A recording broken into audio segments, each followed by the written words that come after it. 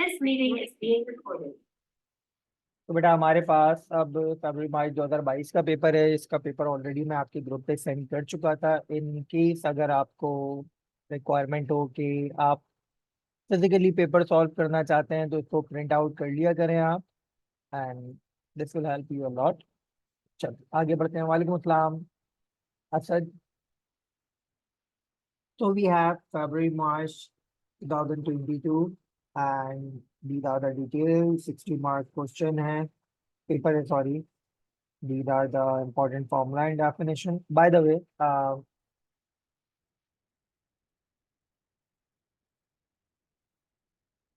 Maths P1 का अब क्या होगा?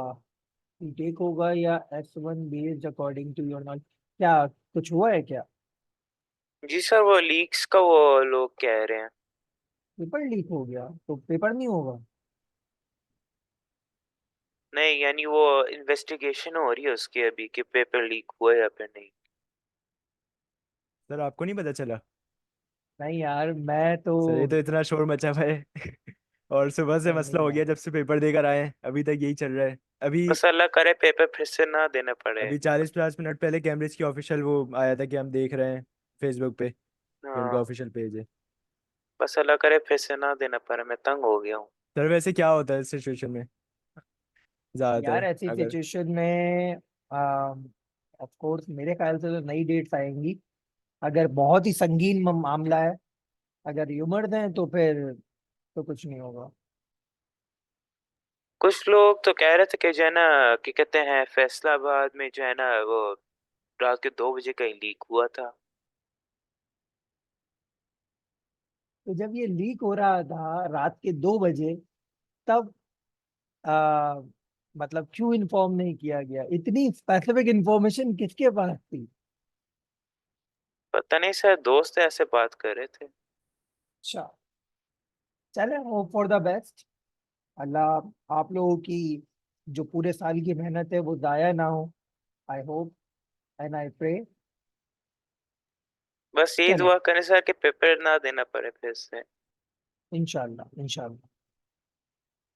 तो let's focus on February March 2023 and 2022 sorry. सही है। तो आपसे देखें क्या कह रहे हैं। The sphere of radius 2.1 millimetre falls with terminal constant velocity through liquid. ठीक है, एक तो टर्मिनल वेलोसिटी हमारे पास एयर में अचीव होती है, ये एयर वाली टर्मिनल वेलोसिटी नहीं है, ये हमारे पास लिक्विड में टर्मिनल वेलोसिटी अचीव हो रही है। तो इसमें क्या होगा, weight of the sphere and viscous drag force दोनों बराबर होंगे, and of course there will be upthrust as well. तो देखते हैं क्या होगा। Now three forces act on the moving sphere.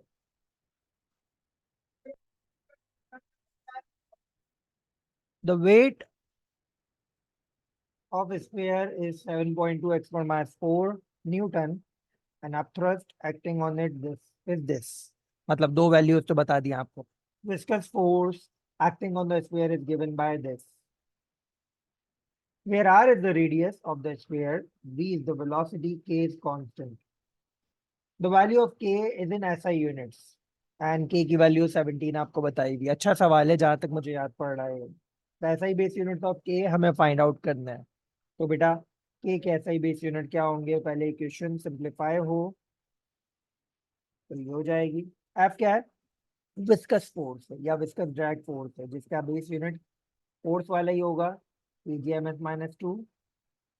And r हमारे पास मीटर है, स्पीड हमारे पास क्या है? ms-1। ठीक है, तो एक m से एक m कट जाएगा, and hence we are left with what? Pg m-1 s-2 ऐसे ही रहा, और एक -1 जब ऊपर आएगा तो +1 हो जाएगा। तो Pg m-1 s-1 आपके पास बेस यूनिट आ जाएंगे के। ठीक है, नाउ अच्छा one more thing. One of the students, and बहुत सारे स्टूडेंट्स कह भी रहे थे, लेकिन एक स्टूडेंट बहुत ज़्यादा उसने मुझसे रिक्वेस्ट की थी। So on the basis of that student I am, and each and every one of you of course, आप लोगों के लिए मैं एक छोटी सी कारकर्दगी कर रहा हूँ जो इंशाल्लाह रात तक आप तक पहुंच जाएगी। एंड वो है all the formulae related to your AS and all the important definitions related to your AS all compiled. Important definition and concept. तो ये वर्कबुक इफ यू रिमेम्बर मैंने आपको ओ लेवल्स में भी दी थी एंड इसका मकसद क्या होता है कि आप अपने घर से निकल कर अपने सेंटर में जहां पर जा रहे हैं तो इस दौरान आपने कुछ रिवाइज करना होता है। सही है, अगर आप कहेंगे तो मैं इसके हार्ड कॉपी भी प्रिंट आउट करवा लूंगा। सही है, बट जिनको चाहिए उनके लिए करवा दूंगा मैं hard copy print out. Otherwise ये पीडीएफ की फॉर्म में तो आपको अवेलेबल हो जाएगी। है, बस कंप्लीट होने वाली है, सुपर पोजिशन तक काम हो गया है, सिर्फ 3 चैप्टर्स का काम रह गया है। Where R is the radius of sphere, V is the velocity K is constant. ठीक है, use the value of upthrust acting on the sphere to calculate the density rho of the liquid. Okay, तो बेटा हमारे पास scenario क्या होगा, देखें, wait है downward, ठीक है, अब थ्रस्ट है अपवर्ड, और विस्कस ड्रैग फोर्स भी कहाँ होगी, अपवर्ड। तो इन दोनों का सम बराबर होगा किसके, वेट के। सही है, तो इन दैट वे हमारे पास इक्वेशन क्या बनेगी, u plus F V equal to W. ठीक है, तो we can also write it w हमारे पास mg के बराबर हो जाए,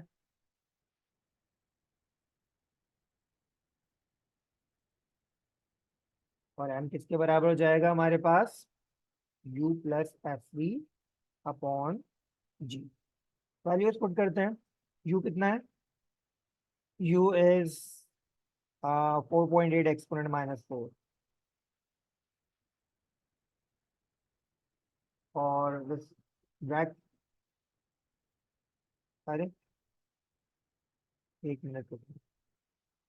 नहीं, फिर तो वेट जब पता है तो वेट के थ्रू हम डायरेक्ट मैथ्स निकालते हैं, मुझे लग रहा था वेट नहीं पता। तो वेट पता है 7.2 एक्सपोनेंट माइनस 4 डिवाइड बाय 9.81, क्या आएगा आंसर,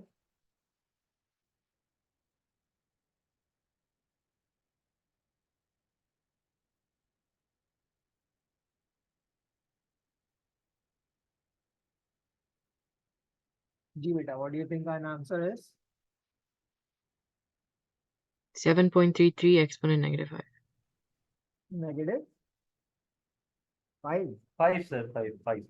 ओके, नाउ मैथ आ गया, हमें बताया गया है स्फीयर, और स्फीयर का रेडियस भी गिवन है हमें, तो हम स्फीयर का पहले फिर वॉल्यूम निकालेंगे।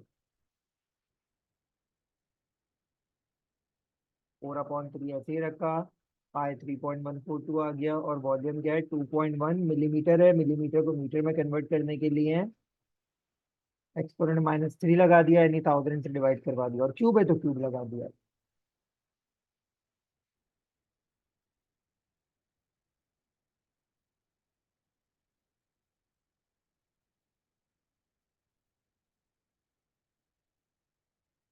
बेटा ये आ रहा है 38.79 एक्सपोनेंट -9, और डेंसिटी निकालनी है हमें, which is the ratio of mass over volume. Mass 7.3 exponent -5 है, और वॉल्यूम 38.79 एक्सपोनेंट -9।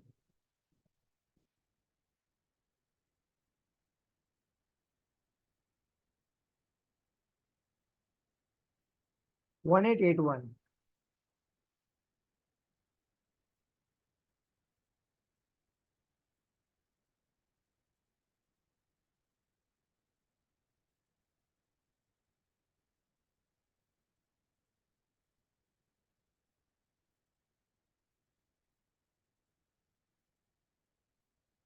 चलिए 1 मिनट में क्रॉस चेक कर लेता हूँ वैल्यूज को, क्योंकि मार्क्स स्कीम से थोड़ा सा डिफर कर रहा है answer.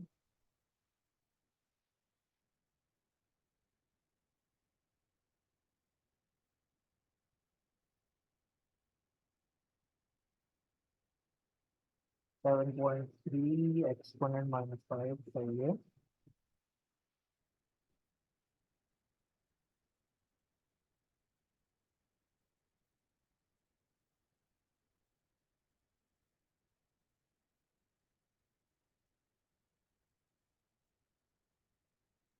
Sir, what we calculated, isn't that the density of the sphere? They asked for the density of the liquid. Sorry फिर दोबारा बोलो. The value we calculated, is this for density of the sphere or density of the liquid? This is for density of liquid. Oh, we found the density of a sphere. Okay, okay. And thank you. I overread this scenario. अपथरस बोला हुआ है. So this whole process, इसको हमें cancel करना पड़ेगा.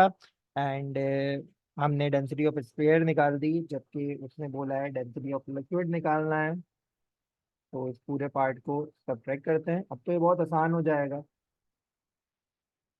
तो हमारे पास यहाँ पे सिनेरियो क्या है बेटा? अपथ्रस्ट रो जी वी होता है. सही है. तो रो ऑफ लिक्विड हमारे पास अपथ्रस्ट अपॉन जी वी हो जाए. तो अपथ्रस्ट हमें गिवन है. कितना गिवन है? 4.8 एक्स पर मास फ्लोर. ग्रेविटी है 9.81 एंड वॉल्यूम है हमारे पास 4/3 पाई आर क्यूब. पाई की वैल्यू भी लिख देते हैं. 2.1 एक्सपोनेंट माइनस बी का क्यूब. सही है.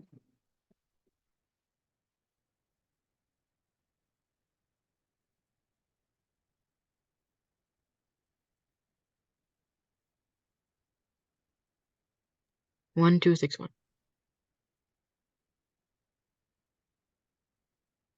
1261 जो 1300 हो जाएगा. ठीक है.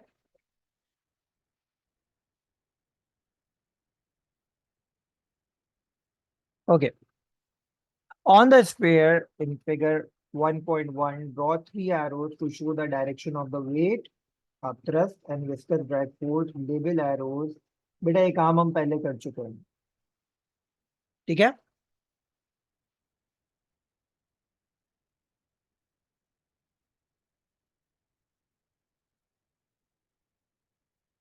Determine the magnitude of the terminal velocity of the sphere.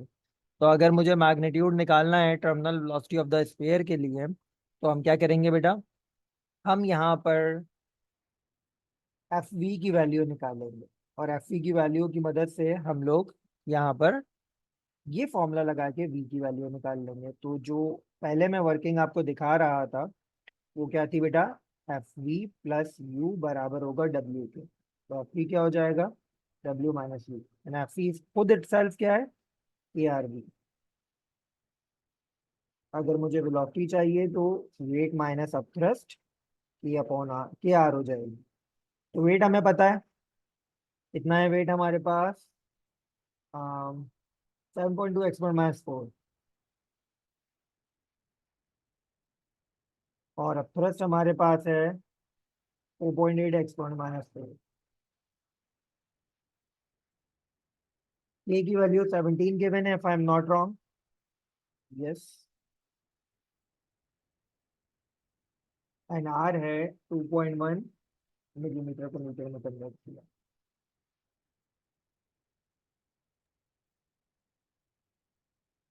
Sir 6.7 multiply by 10 की पावर -3.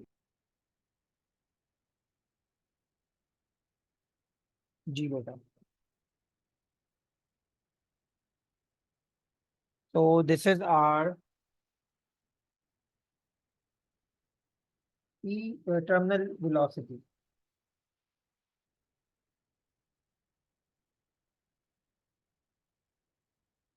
पहला क्वेश्चन हमारा हो गया.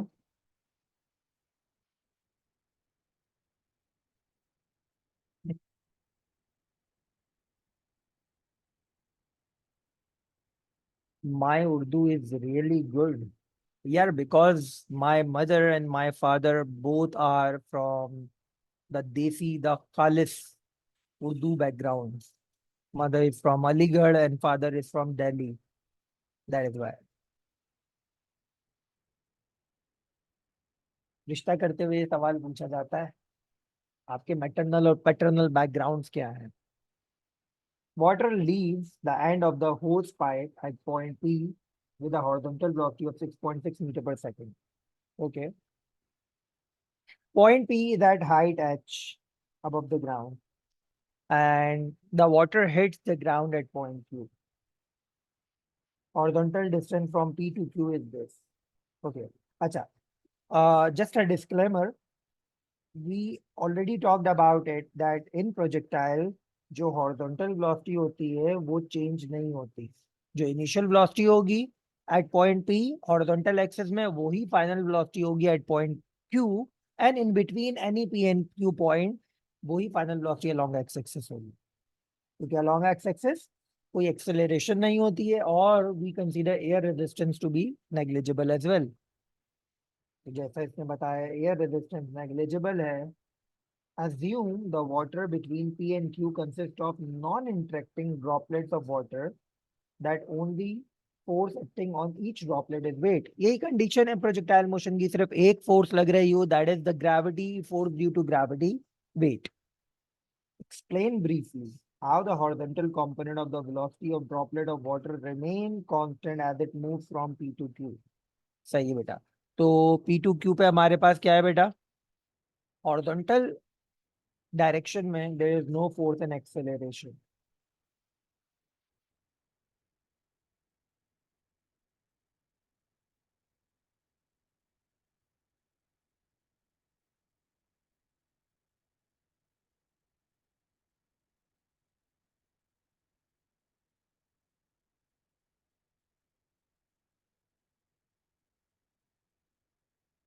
ठीक है? Show that the time taken for a droplet of water to move from P to Q is this. Okay. तो बेटा देखें अब मैं क्या करूंगा, मुझे x एक्सिस की वेलोसिटी भी पता है और मुझे x एक्सिस का डिस्टेंस भी पता है, तो मैं सिंपल फॉर्मूला लगाऊंगा और टाइम निकालना है. तो एक इक्वेशन ऑफ मोशन ही है जिसमें ये तीनों बातें आती हैं. Second equation of motion, distance, speed और टाइम. सिंस हमारे पास x एक्सिस में एक्सेलरेशन 0 है तो s इक्वल टू ut हो जाएगा.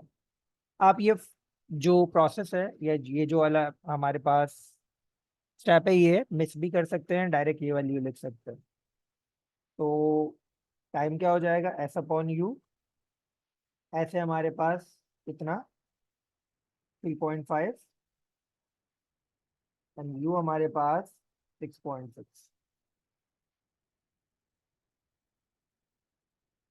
0.53.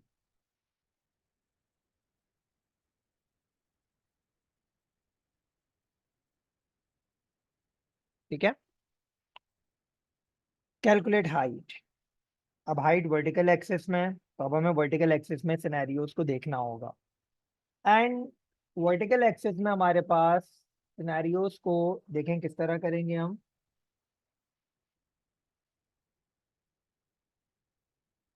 बेटा वर्टिकल एक्सिस की अगर मुझे हाइट चाहिए तो इनिशियली हमारे पास वेलोसिटी अलोंग वाई एक्सिस क्या है, 0. 0. ठीक है. इनिशियल तो सिर्फ और सिर्फ हॉरिजॉन्टल एक्सिस में मोशन हो रहा था, तो हम इसको इस्तेमाल कर सकते हैं. हमें देखें टाइम भी पता चल गया, हमें इनिशियल वेलोसिटी भी पता है, हमें एक्सेलरेशन ऑफ फ्री फॉल भी पता है और हमें हाइट निकालनी है. तो टाइम इनिशियल मतलब हमें सिर्फ फाइनल वेलोसिटी नहीं पता.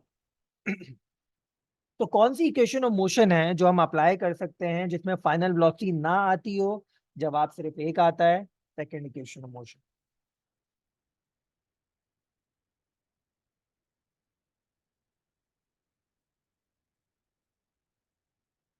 You don't have to write down the axis कि हम एक्स एक्सिस में बात कर रहे हैं, वाई एक्सिस में बात कर रहे हैं, बट मैं आप लोगों को वो तरीकेकार सिखा रहा हूं जो एग्जामिनर के लिए फेवरेबल है. Examiner doesn't know you. ठीक है. An examiner knows you by the type of और by the quality of work you provide. सही है. तो आप जितना अपनी एक्सप्लेनेशन को आसान रखेंगे एग्जामिनर उतना ही आपके पेपर आपको पसंद करेगा. सही है. तो वाई एक्सिस में अब हम काम करने जा रहे हैं. वाई एक्सिस की हाइट निकालनी है हमें. इनिशियल वेलोसिटी 0 है. वाई एक्सिस में half acceleration is acceleration of free fall क्योंकि प्रोजेक्टाइल नीचे की तरफ आ रहा है तो पॉजिटिव में लिए. एंड टाइम हमने निकाला 0.53.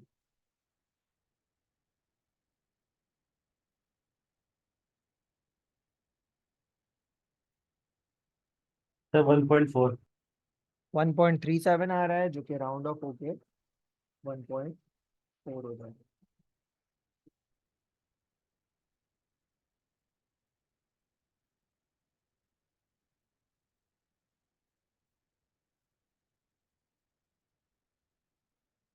For the movement of a droplet of water from P to Q, state and explain whether displacement of the droplet is less than, more than, or same as the distance along its path. बेटा displacement की definition में ही आता है हमारे पास क्या, shortest distance. Shortest distance. तो displacement तो कम ही होगी, सही है। तो हम क्या बोलेंगे,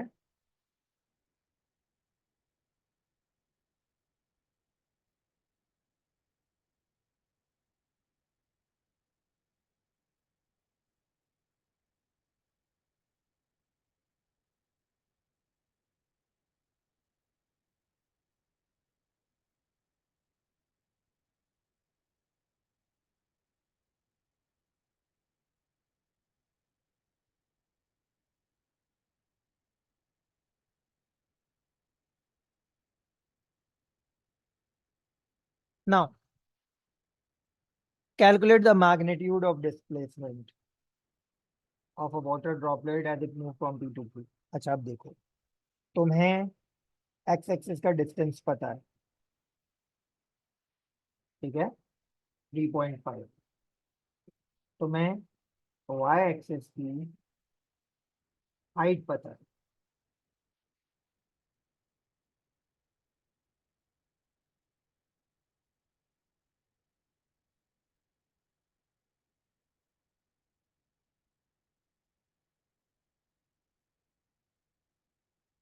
ठीक है, विच इज अभी निकाली 1.4।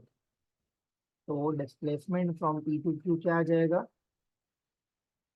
ये। तो हम यहाँ पे लगाएंगे पाइथागोरस थ्योरम।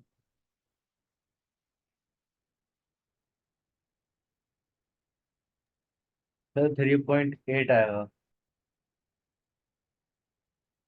क्या बात है, तो 1.4 का स्क्वायर प्लस 3.5 का स्क्वायर,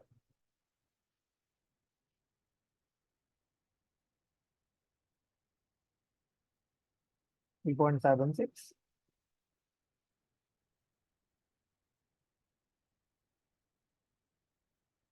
ये हमारा क्वेश्चन नंबर 2 कंप्लीट हो गया।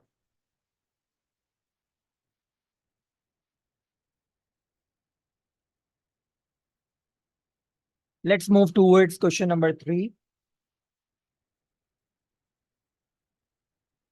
A jet of water hits the vertical wall at right angles.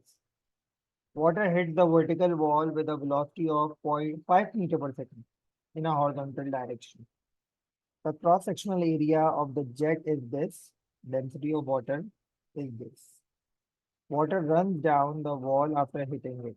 Okay.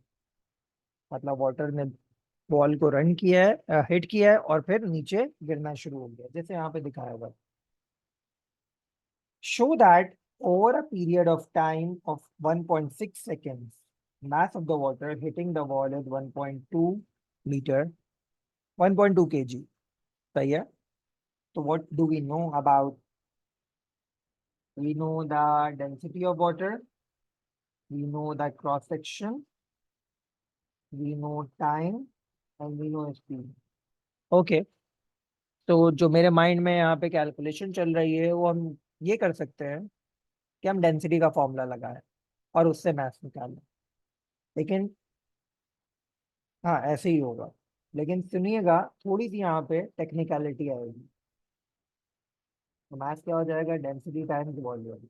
अब वॉल्यूम क्या है बेटा, ये जो हमारे पास बना हुआ है, ये क्या है, एक सिलिंड्रिकल ऑब्जेक्ट है, होज है ना, पाइप है, तो सिलिंड्रिकल ऑब्जेक्ट है। तो सिलेंडर के वॉल्यूम का फॉर्मूला क्या होता है बेटा, pi I R square L.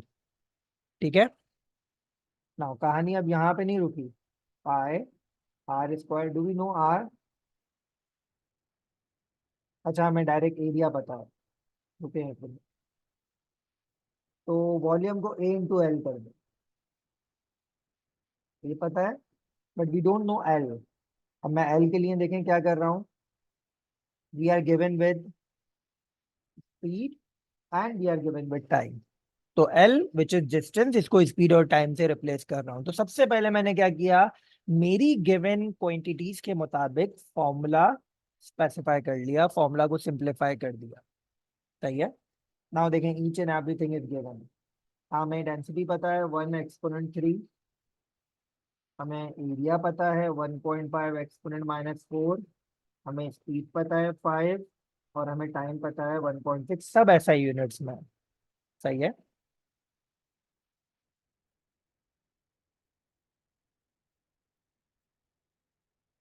One point two exact आ रहा है।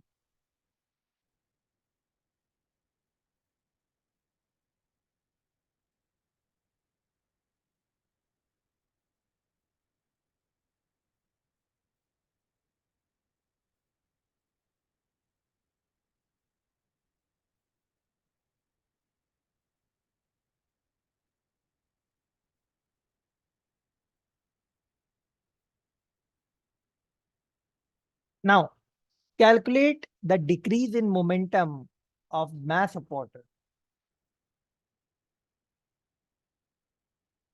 in A due to hitting the wall. Okay.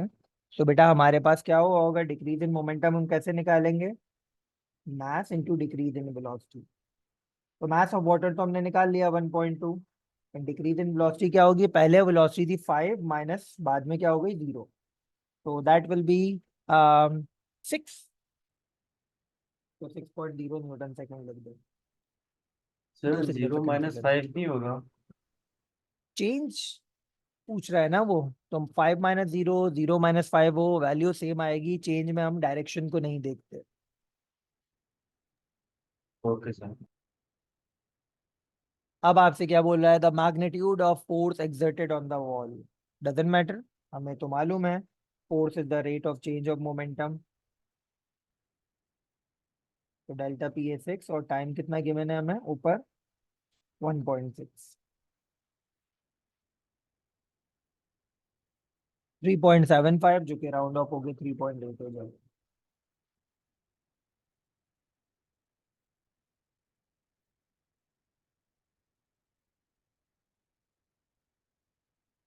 चलो, state and explain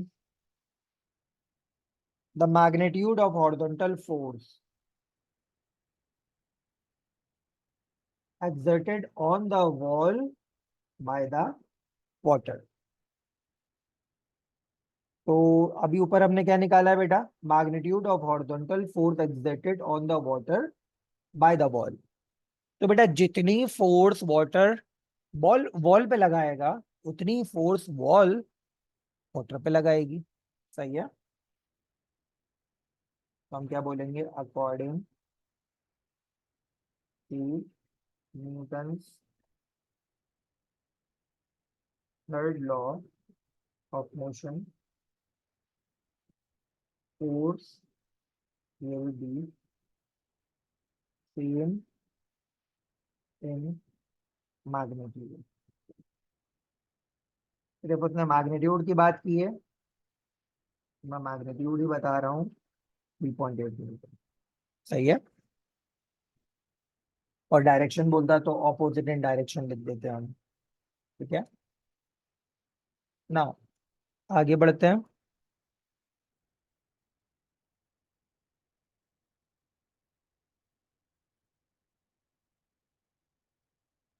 calculate the pressure exerted on the wall by the water।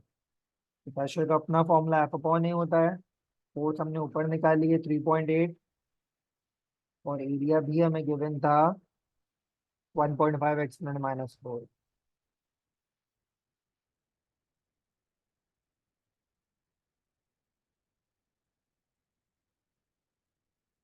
तो बेटा answer आ रहा है 2.5 into 10⁻⁴ Pascal's.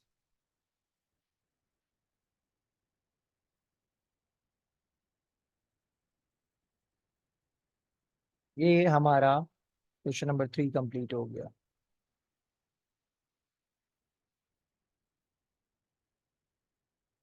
हाँ, add कर दिया बेटा।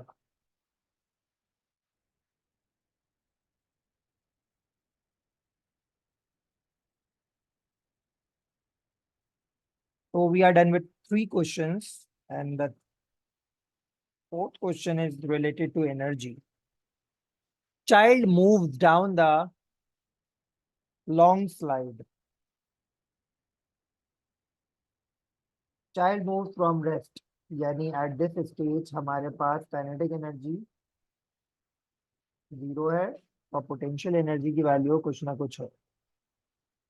At the top end of the slide, average resistive force of 76 Newton opposes the motion of child as they move to the lower end of the slide. Okay, तो resistive forces हैं और resistive force की वजह से 76 Newton की resistive force है। Okay, kinetic energy of the child at y is 300, यानी यहाँ पे सिर्फ और सिर्फ सारी जीपी थी और y पे kinetic energy की वैल्यू हमारे पास है 300। Decrease in gravitational potential energy of the child as it moves from x to y is 3200 joules।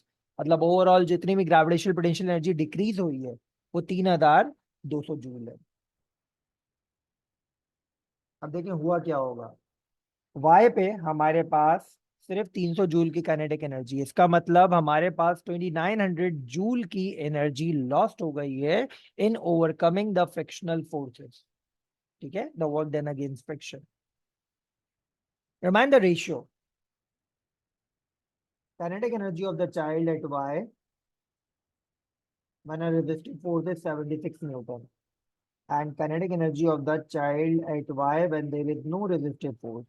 तो बेटा जब kinetic energy resistive force की मौजूदगी में क्या है 300, और जब resistive force नहीं होगी तो सारी की सारी gravitational potential energy हमारे पास kinetic energy में convert होगी। इसका मतलब 3000 जूल।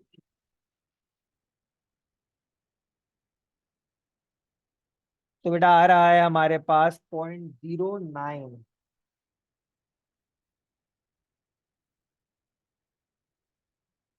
जो 2 सिग्निफिकेंट फिगर में क्या आ जाएगा 0.094। ठीक है, जो शुरू में आने वाले जीरोस होते हैं जिन्हें लीडिंग जीरोस कहते हैं वो सिग्निफिकेंट फिगर्स में काउंट नहीं होते।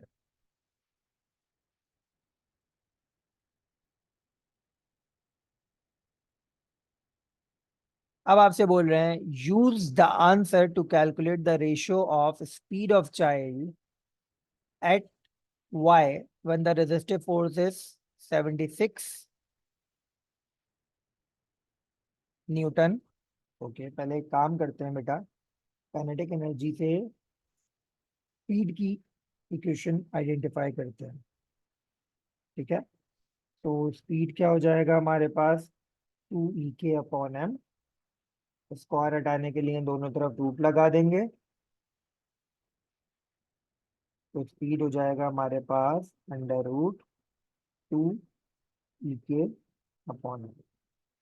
सही है, इसका मतलब यहाँ पर हमने क्या किया, √2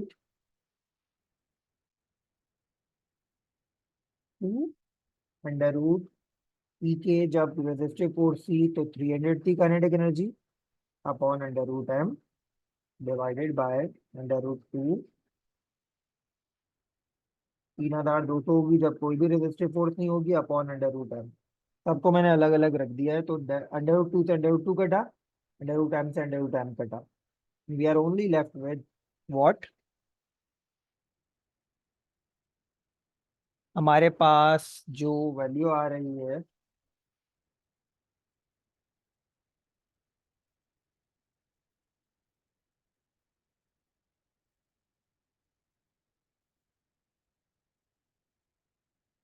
0.3061, 0.31। ठीक है, दैट इज हाउ हम लोगों ने अपनी वर्किंग यहाँ पर शो कर दी।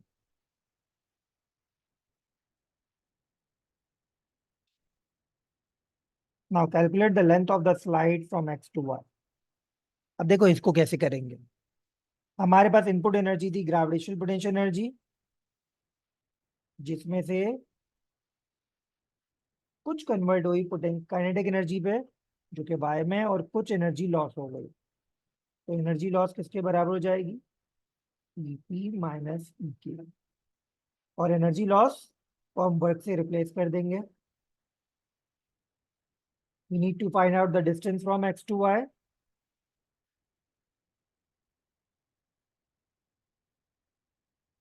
तो ये हमने सिंप्लीफाइड फॉर्मूला बना लिया है। पोटेंशियल एनर्जी है 3200, काइनेटिक एनर्जी है 300, डिवाइड बाय रेजिस्टिव फोर्स क्या है 76।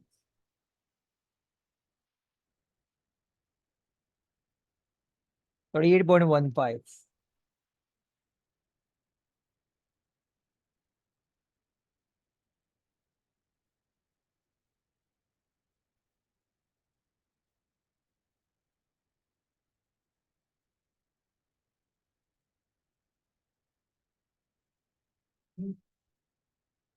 But sir, we know the energy lost is 2.2900. Energy loss, हाँ आप डायरेक्ट 2900 लिख दें, कोई मसले की बात नहीं है। सही है,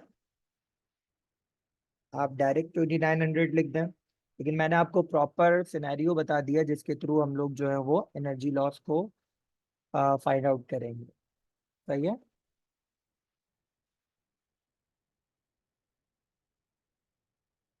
चलो आगे बढ़ते हैं। At the end of the slide, the child is brought to rest by a board as shown in figure 4.2. Okay. So अब देखें यहाँ पे क्या हो रहा है। सम एनर्जी जो काइनेटिक एनर्जी है 300 जूल, वो सारी की सारी किस में कन्वर्ट होगी हमारे पास? स्ट्रेन एनर्जी में या इलास्टिक पोटेंशियल एनर्जी में। The spring connects the board to a fixed point, spring obeys Hooke's law. Okay, तो स्प्रिंग हमारे पास हुक्स लॉ को फॉलो कर रहा है।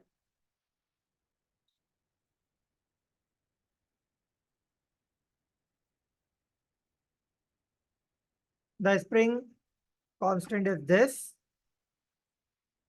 Now the child hits the board so that it moves to the right. सही है, child board को हिट करेगा तो जो बोर्ड है वो राइट की तरफ जाएगा। And compresses the spring. The speed of the child becomes zero where when the elastic potential energy of the spring increase to the maximum value of 140 joule. अब देखें यहाँ पे भी हमारे पास कुछ एनर्जी लॉस हुई है। 300 काइनेटिक एनर्जी थी पॉइंट वाई पे, एंड यहाँ पर सिर्फ 140 जूल जो है वो स्प्रिंग में स्ट्रेन एनर्जी में कन्वर्ट हो रही है। सही है बेटा। तो calculate the maximum compression of the spring. तो हमें यहाँ पे अब क्या करना होगा, हमें स्ट्रेन एनर्जी का फॉर्मूला लगाना होगा। तो we are given with spring constant, तो मैं ये वाला फॉर्मूला लगाऊंगा। तो एक्स हमारे पास क्या हो जाएगा, 2E/K, स्क्वायर हटाने के लिए इन दोनों तरफ लगा देंगे रूट, एंड एक्स हो जाएगा हमारे पास √2। ई क्या है 140/K क्या है 63।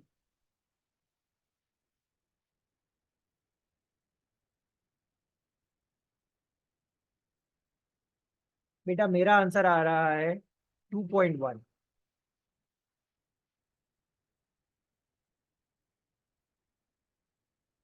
ठीक है। Now calculate the percentage efficiency of the transfer of kinetic energy of the child to the elastic। सही है भाई। तो हमारे पास एफिशिएंसी क्या होता है, energy output over energy input. तो बेटा आउटपुट एनर्जी कितनी है, जितनी मिली है स्प्रिंग को 140, और स्प्रिंग को इनपुट एनर्जी जो मिली थी वो थी 300। अब परसेंटेज में मांग रहा है तो मल्टीप्लाई बाय 100 भी कर दो। बेटा आंसर आ रहा है 46.6, which is 47%। You don't have to write down the percentage sign, already लिखा हुआ है। ठीक है।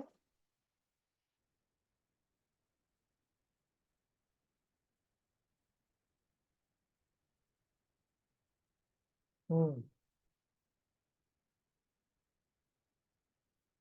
हम्म,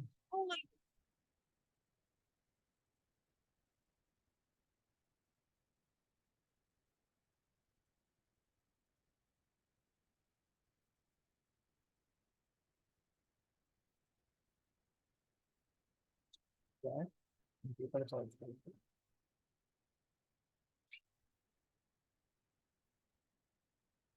चलो, so the maximum compression of the spring is x naught.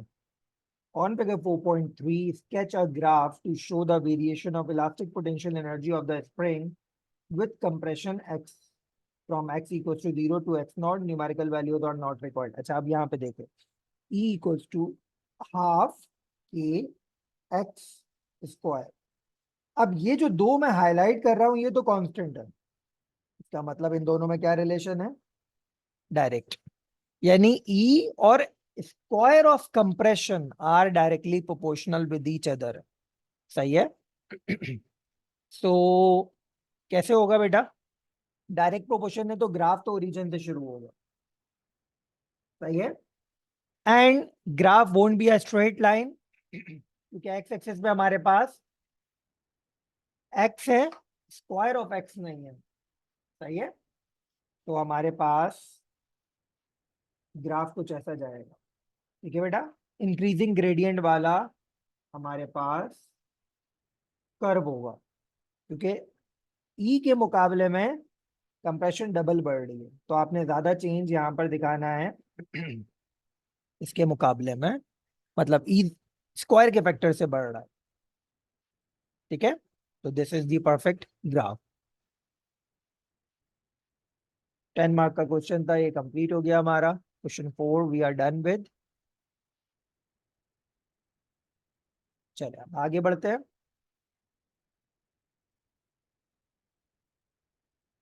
Question 5, state the condition required for the formation of stationary wave. सवाल इतनी मर्तबा पूछता है कि मैंने इंपॉर्टेंट कॉन्सेप्ट एंड डेफिनेशन की पार्ट में भी इसको डाल दिया है. तो ये देखें, मैंने यहाँ पे डाला हुआ है फॉर्मेशन ऑफ स्टेशनरी वेव. तो यही बात लिखेंगे, when two waves having same speed, frequency and amplitude traveling in opposite direction overlap, then stationary wave is formed.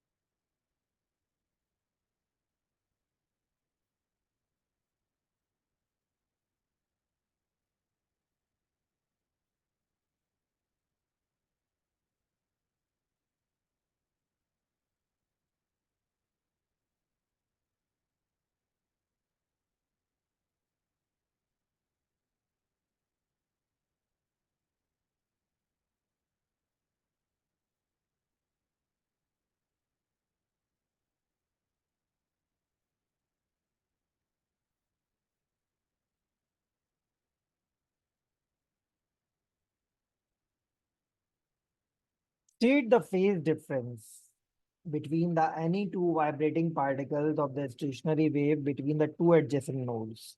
दो adjacent nodes मतलब हमारे पास ये stationary wave बन रही है, तो एक नोड मेरे पास हो गया ये 180 और एक नोड ये हो गया.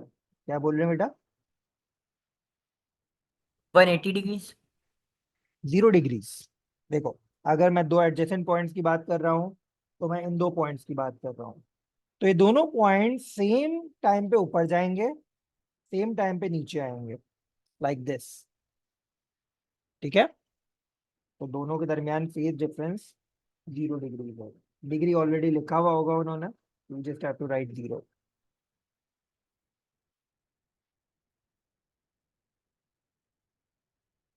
Now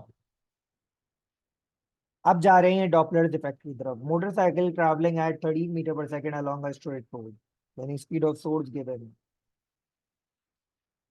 The rider of the motorcycle sees pedestrian standing road directly ahead and operates horn emit a warning sound. Pedestrian hears the warning sound from the horn at frequency of 543 hertz. The speed of the sound in air is 334 meter per second. अच्छा जी, तो pedestrian hears a warning sound. बेटा ये detected frequency है जिसे मैं f dash कह रहा हूँ. This is the speed of sound जो v है. Calculate the frequency to 3 significant figures of the sound emitted by the horn. Actual frequency मांग रहा है वो. तो बेटा अभी हमारे पास क्या सिनेरियो हो रहा है? The rider of the motorcycle sees pedestrian in the road direct ahead and operates on. Okay. We need to identify कि कौन सा केस है. तो मे बी यहाँ पे लिखा हुआ हो कि कौन सा केस है. मुझे एक और मर्तबा और इसको रीड करना होगा.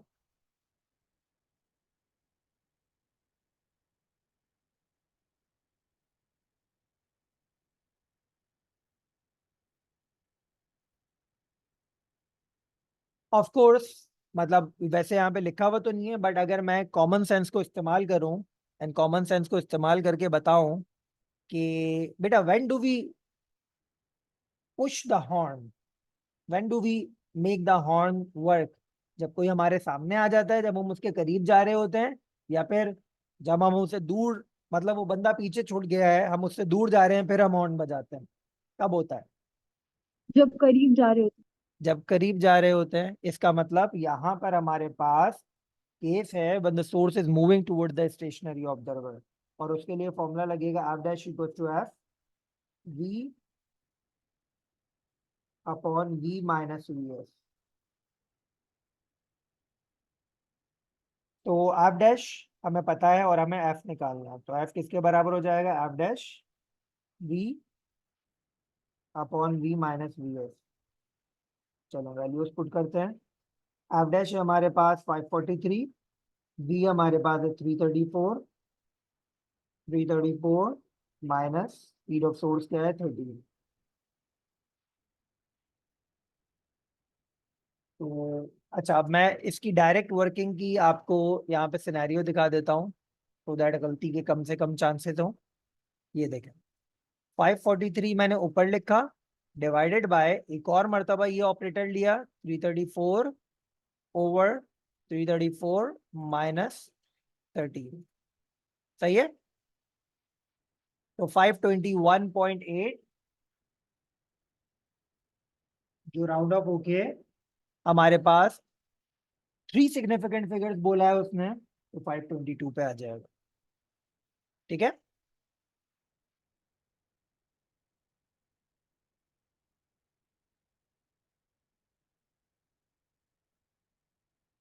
The motorcycle rider passes the stationary pedestrian and then moves directly away from the passenger. As the rider moves away, he operates the horn for the second time.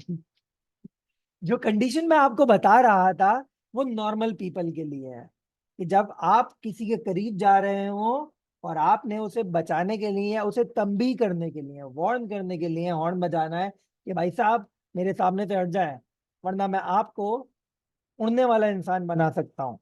ये उन लोगों के लिए. लेकिन यहाँ पर I think the rider got personal with the passenger, तो उसने उसे पास करने के बाद भी ये हॉर्न बजाया है. May be that horn is personal. सही है भाई. तो the pedestrian now here the sound with increase, that is increasing in frequency. The pedestrian now here the sound that is increasing in frequency. Okay, चलो देखते हैं.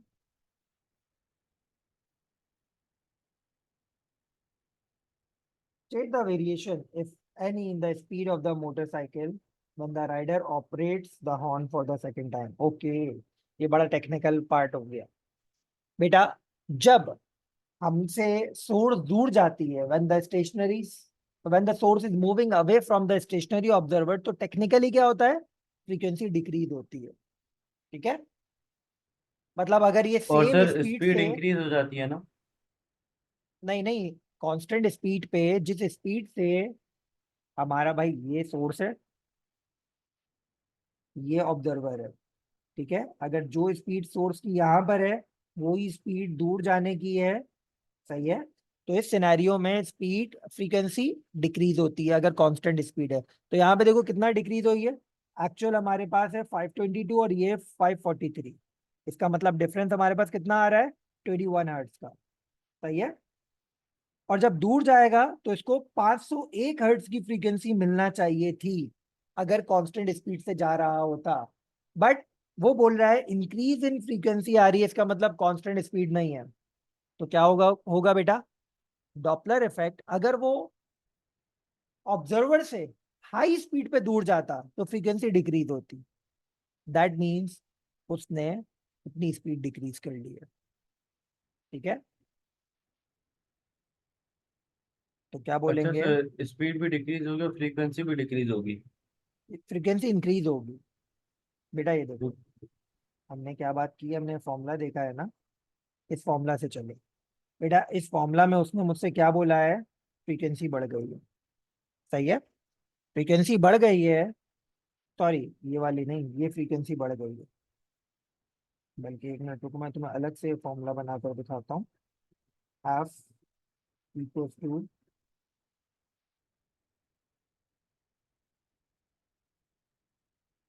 ये formula है F dash का। तो उसने बोला है डिटेक्टेड फ्रीक्वेंसी बढ़ गई है, ये तो कांस्टेंट है, जितनी हॉर्न साउंड प्रोड्यूस कर रहा है ये भी कांस्टेंट है, ये भी कांस्टेंट है। इसका मतलब अगर फ्रीक्वेंसी बढ़ रही है, इसका मतलब हमारे पास ये जो पूरा फैक्टर है जिसे मैं हाईलाइट कर रहा हूं, this should be what, less. और ये लेस कैसे होगा बेटा हमारे पास, सब तो कांस्टेंट है। तो अगर हमारे सर जब पास फ्रीक्वेंसी डिस्कशन हो, इंक्रीज होगी। और एक मिनट रुकिएगा, एक छोटी सी मिस्टेक यहाँ पे हुई भी है, ये अवे फ्रॉम द ऑब्जर्वर है तो प्लस लगाना पड़ेगा यहाँ पे। ठीक है, तो ये लेस कब होगा, जब हमारे पास ये वाला फैक्टर डिक्रीज होगा।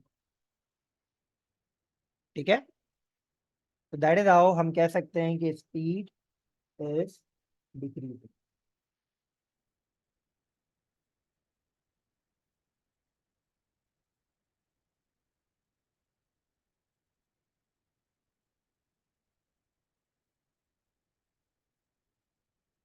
चले आगे बढ़ते हैं, टेक्निकल सवाल था, मतलब पर्सनल भी हुआ और टेक्निकल भी हुआ।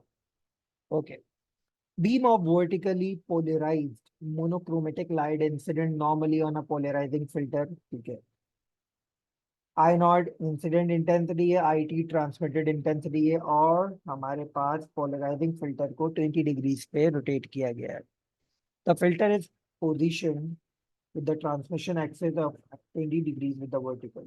The incident light has an intensity I naught and transmitted light की intensity I T. By considering the ratio of IT over I naught, calculate the amplitude. तो बेटा I किसके बराबर होता है, A स्क्वायर। ठीक है, तो एम्पलीट्यूड किसके बराबर हो जाएगा हमारे पास, इस साइड में इसकी वर्किंग करके चलते हैं। आई होता है के ए स्क्वायर, तो ए स्क्वायर हो जाएगा आई अपॉन टी। ठीक है, स्क्वायर हटाने के लिए दोनों तरफ रूट लगाएंगे, तो ए हो जाएगा, सही है। तो under root I T upon under root K divided by under root I naught upon under root K. दोनों सिनेरियो में के सेम रहेगा तो के कैंसिल आउट हो जाएगा, बचेगा क्या, सिर्फ और सिर्फ हमारे पास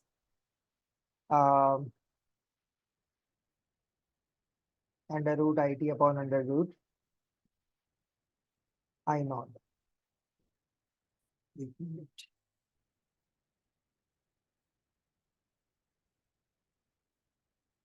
by considering IT upon I naught।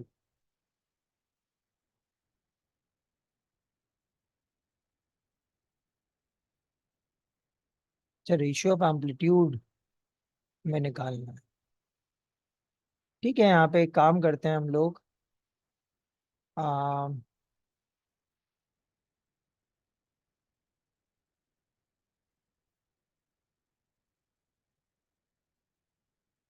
काम करते हैं यहाँ पे, मैलस लॉ लगाते हैं।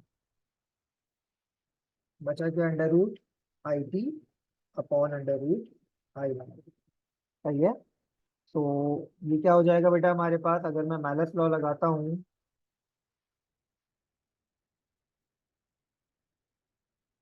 तो ये हो जाएगा under root I naught cos square theta upon under root I naught. और कॉस स्क्वायर थीटा में क्या दिया हुआ है, 20 डिग्री। अच्छा, I can also write this equation as this, दोनों को अलग अलग रूट दे दूं। इन दैट पे हमारे पास आई नॉट से आई नॉट कैंसिल आउट हो जाएगा, और बचेगा सिर्फ हमारे पास क्या, हमारे पास बचेगा, अच्छा स्क्वायर से रूट कैंसिल हो जाएगा। सही है। तो हमारे पास सिर्फ कॉस 20 डिग्री बचेगा। 0.93, 0.939, जो कि 0.94 हो जाएगा। ठीक है। तो दैट इज हाउ हमने इसकी वर्किंग शो कर दी।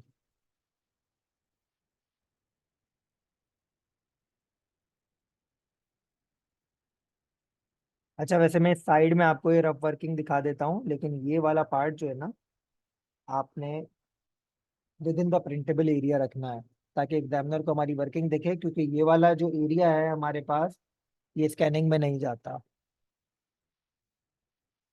नाउ क्या कह रहे हैं बेटा, the filter is now rotated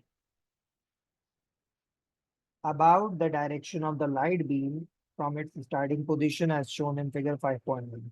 The direction of the rotation is such that the angle of the transmission axis to the vertical increases. Angle बढ़ रहा है. Calculate the minimum angle through which the filter must be rotated so that the intensity of the transmitted light returns to the value that it had when the filter was at the starting position. Okay. तो filter हमारे पास क्या बोल रहे हैं, minimum angle बताओ by which filter must be rotated so that the intensity of the transmitted light returns to the value it had when the filter was at the starting position. तो filter हमारे पास starting position पे यहाँ पर है। सही है। Okay, now बेटा देखिए, हमें फिल्टर को रोटेट करना है, ये तो बात कंफर्म है। सही है।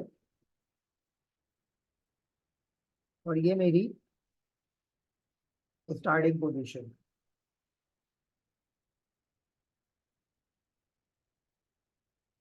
ठीक है। नाउ अगर मैं यहाँ पर अपनी वर्किंग करके आपको दिखाऊं something like this,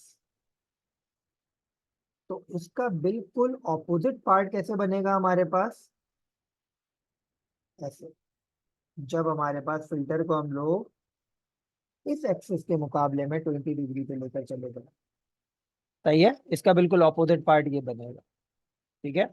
and this will be an angle जहां पर हमारे पास इंटेंसिटी सेम मिलेगी।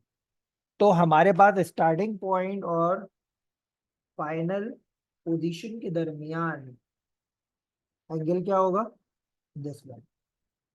अब ये एंगल कितना होगा बेटा, ये पूरा होता है 180, तो 20 ऊपर निकल गया, 20 नीचे निकल गया, सेंटर में कितना बचा, 140 डिग्रीज। सही है। दैट इज हाउ आपने इसकी वैल्यू को कैलकुलेट करना है, आई मीन फाइंड करना है। ठीक है।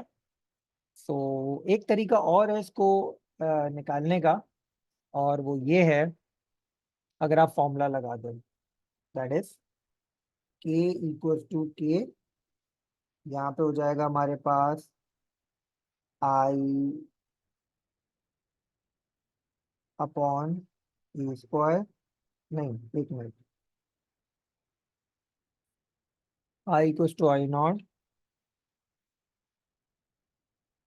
Cos square theta. तो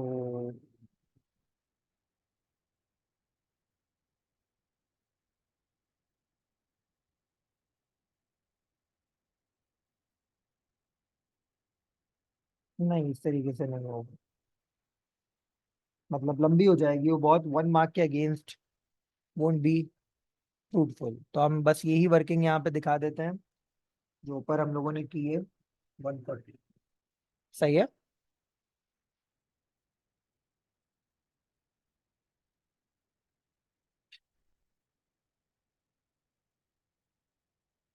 तो जो मैं तरीका बताया था उसमें 2 मरतबा आपने मेलस लॉ लगाना होता एंड उसके थ्रू वैल्यू को फाइंड आउट करना होता है।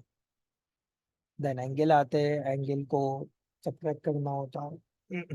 That is not suggested again 1 mark, against 1 mark. आगे बढ़ते हैं बेटा।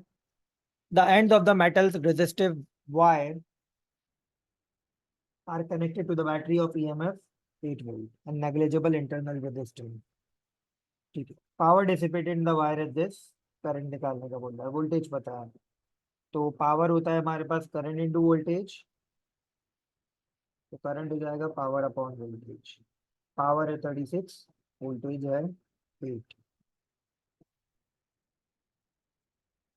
4.5 एम्पियर आपके पास करंट आएंगे। अब आपसे बोल रहा है number of free electron that pass through the resistive wire in a time of 50 seconds. पहले हम निकालेंगे क्या, चार्ज।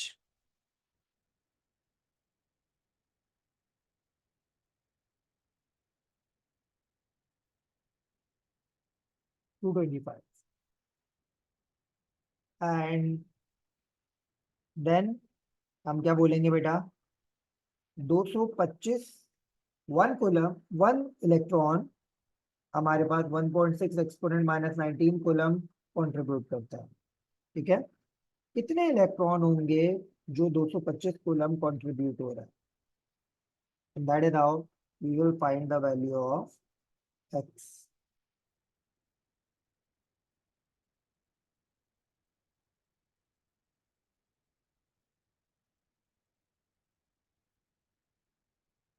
बेटा आ रहा है 1.4 इंटू 10⁻21 इलेक्ट्रॉन्स। ठीक है।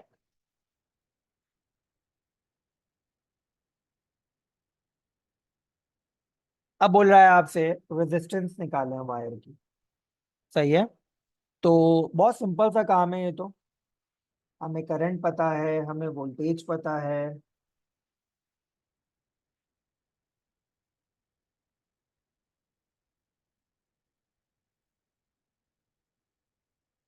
वन पॉइंट सेवन सेवन, जो दो सिग्निफिकेंट फिगर में 1.8 हो जाएगा।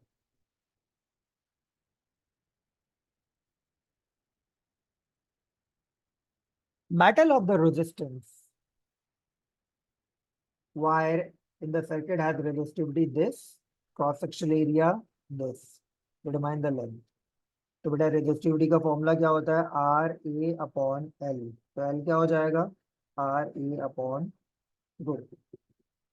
आर पता है हमें 1.8, ऊपर निकाला, एरिया है 0.25। मीटर से मिलीमीटर में जाते हैं, मिलीमीटर से मीटर में जाते हैं तो 1000 से डिवाइड करते हैं। सही है। लेकिन यहाँ पे मिलीमीटर स्क्वायर से मीटर स्क्वायर में जा रहे हैं तो 1000 के स्क्वायर से डिवाइड करेंगे। अपॉन रेजिस्टिविटी क्या है 1.4 एक्सपोनेंट माइनस 6। तो इसकी भी मैं आपको कैलकुलेटर पे वर्किंग दिखाता हूँ किस तरह होगी। 1.8 multiply by 0.25 over 1000 square divide by 1.4 exponent minus 6,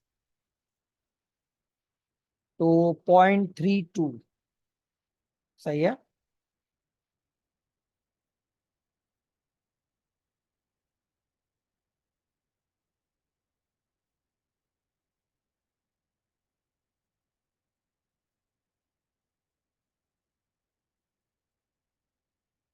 now the circuit shown in figure 6.1, कौन से सर्किट की बात कर रहे हैं, ये वाले सर्किट की बात कर रहे हैं।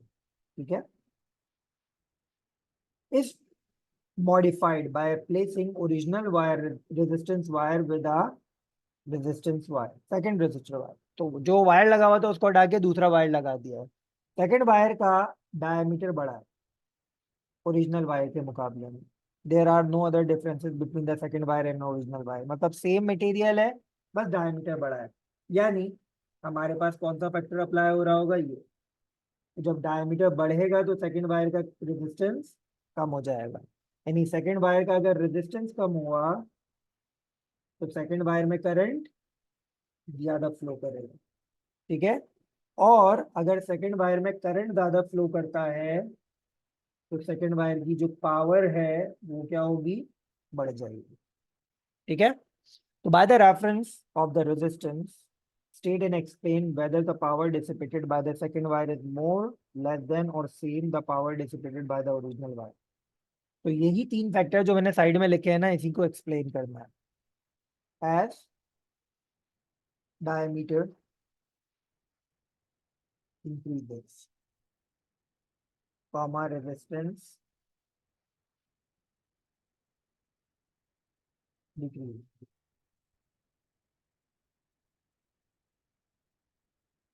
तो करंट इंक्रीजेस, ठीक है। hence power dissipation will be null, ठीक है।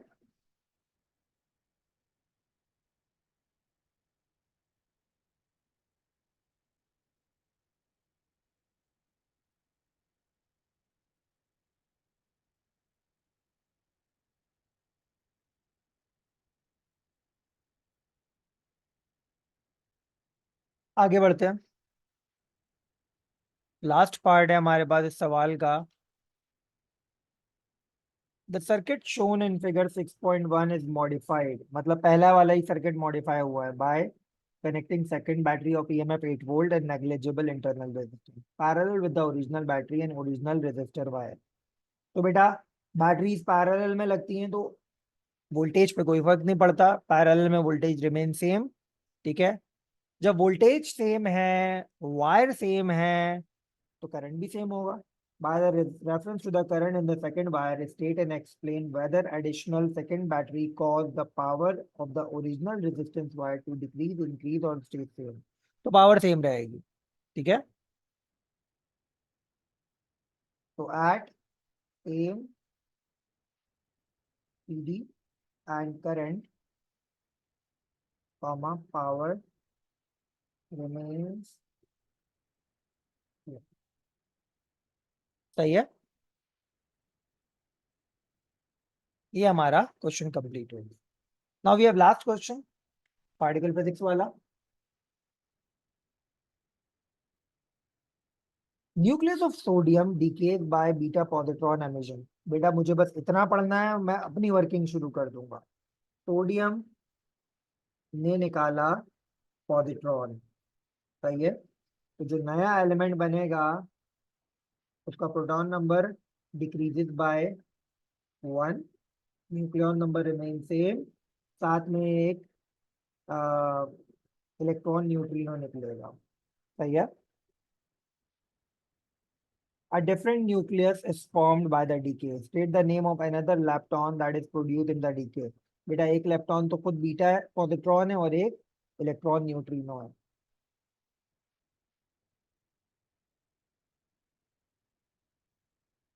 Remind the nucleon number and proton number of the nucleus that is formed। ये तो वर्किंग हमने पहले ही की हुई है। न्यूक्लियॉन नंबर हमारे पास है और प्रोटॉन नंबर ये है। तो न्यूक्लियॉन नंबर 22, प्रोटॉन नंबर 10, ठीक है। अच्छा, अब बेटा हमारे पास पॉजिट्रॉन डीके में क्या होता है, प्रोटॉन अपने आप को न्यूट्रॉन में और पॉजिट्रॉन में तोड़ता है, सही है।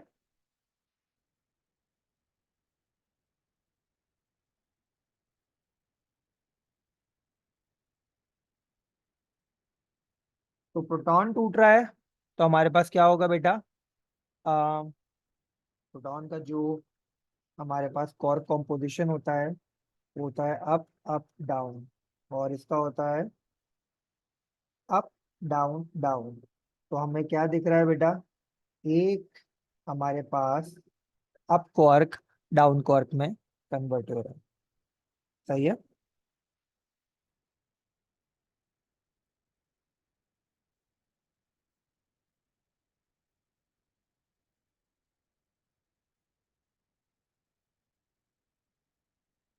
और आप ये पूरा भी लिख सकते हैं, up up down changes to up down down, ठीक है, ये भी पूरा लिख सकते हैं आप।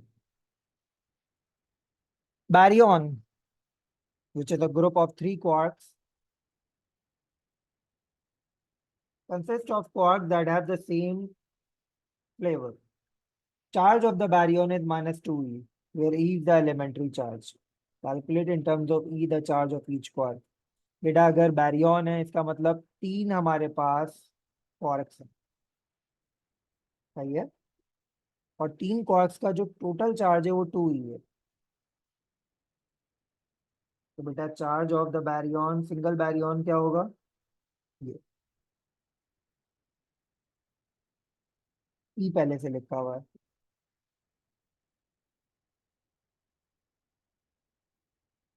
कौन सा है बेटा ये, +2/3 होता तो मैं बोलता अप, टॉप या चार्म, लेकिन ये -2/3 है तो ये या तो एंटी अप है, या तो ये एंटी टॉप है, या तो एंटी चार्म।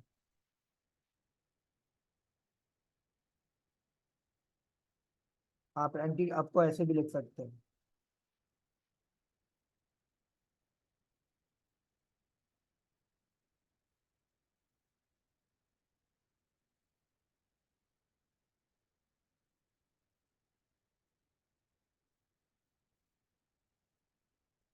सही है, यहाँ पे आपका ये पेपर कंप्लीट हो गया।